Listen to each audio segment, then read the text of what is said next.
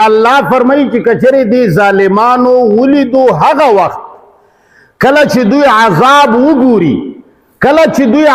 وګوري او دوی ته پته ولګي چې ان القوه لله جميعا چې دا طاقت خو ټول د الله اختیار کې ده.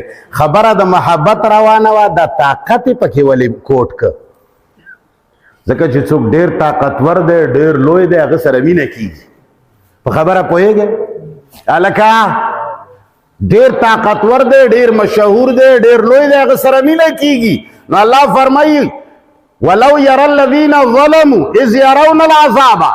الله فرمایي دې ظالمانو یعنی مشرکانو کولی د هغه وخت چې کله دوی عذاب وګوري دې ته به یقین پیدا وشي ان القوة لله جميعا وان الله شدید العذاب چې سخت عذاب ورکولو والا خو هغه دی لوی طاقت والا خو هغه دی. موږ دا نور ولې نیولي وو؟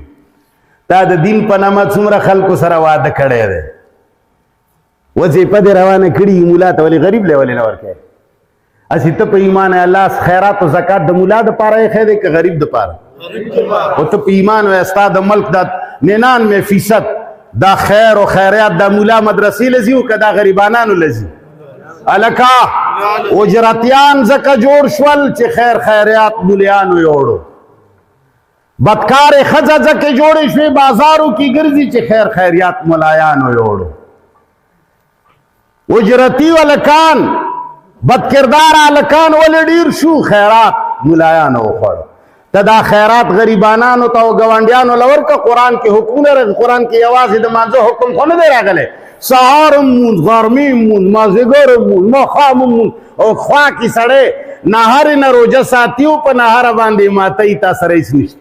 او ته چې کله ماښام ټایم روژه ماته کې 14 قسمه خوراک دله پروت وي چې وخورې الحمدلله یاره سږ کال خو ست برکتي روژه وه. دې هندواني ته برکت وایي، د اچارو ته برکت وایي. برکت به دا روژه به برکتي هله وی چې تا د محلې ګیر چاپېر ټولو غریبانانو سره یکسان روژه ماته یې کړی چې ستا کور کې 2 خوراکونه وي نو خوا کې ګاونډي کرم 2 خوراکونه وی، بل غریب کرم 2 خوراکونه وی، او که ستا کور کې 10 خوراکونه وي او ګاونډي کره 1 خوراکي دا برکتي روژه نه ده، سخته بې برکته روژه ده. برکت اچارو ته نه وایي مولوي صاحب. الله فرمایي که دې ظالمانو عذاب حالت ولیدو دوی ته پته ولګي چې دا خو لوی هغه دی، ما خو په دنیا کې لویو سره واده کړی و. څوک دله غټ پټکي وله لیدلی شوی دی